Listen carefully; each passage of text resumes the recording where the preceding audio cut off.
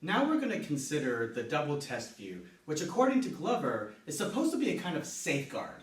It's not quite the same thing as appealing to the traditional criteria for what counts as being dead, but rather it provides us a practical procedure, but it's not going to be a theoretical analysis of what we mean by death.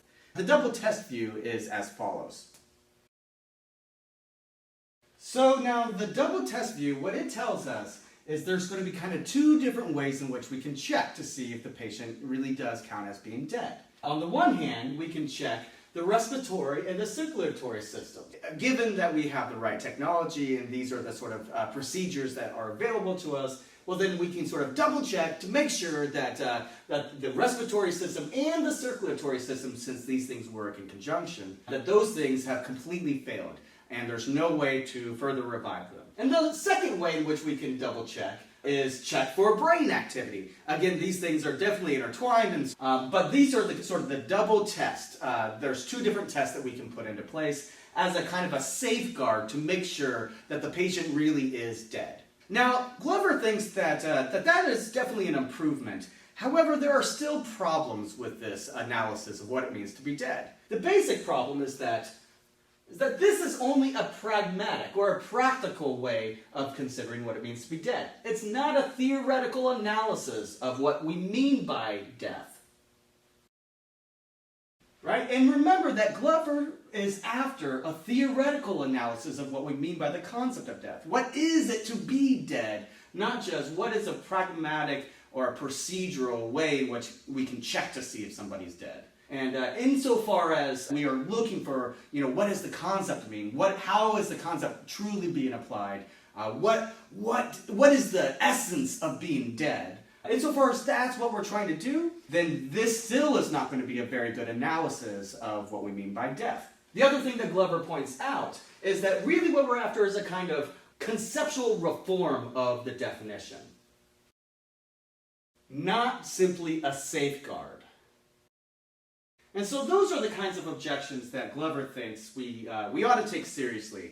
Because the basic idea here is we're after a theoretical analysis. This is what we're after, not simply finding some safeguard to make sure that somebody actually is dead. Yet we are still kind of at a place where we haven't quite gotten anywhere. Glover thinks he's kind of shown that there's all these different problems with the sanctity of life principle, and there's problems with trying to figure out what the right boundaries are. There's problems with what exactly we mean by the concept of death. So where do we go from here? What should we do now? Insofar as we're trying to figure out how should we choose? What is the right definition of death? What is the best way to draw these boundaries? Why is it that we care so much about life? Well, Glover says that when we're trying to make this decision, we're trying to figure this out, he says the following. The only way of choosing is to decide whether or not we attach value to the preservation of someone irreversibly comatose. Do we value life, even if unconscious, or do we value life only as a vehicle for consciousness? Our attitude to the doctrine of the sanctity of life very much depends on how we answer, or on our answer to this question. That's an end quote. That's what Glover says with regard to how we should go about trying to decide what exactly counts as being dead, why we really care about life, and how are we going to draw these boundaries. Trying to see how we go forward from here depends upon how we answer questions regarding whether or not we value life, even though there might be a lack of consciousness, or if we think that consciousness is what is working as a vehicle for life. So before moving on to the next video lecture, what I would like you to do is kind of do some work on your own, trying to figure out and explain your own position with where we've left off with what Glover's told us so far. More specifically, think about the point that we just ended on. Glover thought that in order to kind of proceed any further, after rejecting all the different ways in which we might give an analysis of the sanctity of life, after considering these different options with regard to boundaries, how do we draw the right boundary around what counts as being intrinsically valuable and so forth, after considering these different ways of talking about and thinking about what is the right criteria, the best criteria for something to be, dead. All these different things raises lots of complications and lots of problems for us to think about. Glover thinks the only way we can go forward is by answering this very specific point. So he says, first, do we value someone's life even if that person is not conscious? Or do we value consciousness as a vehicle for life?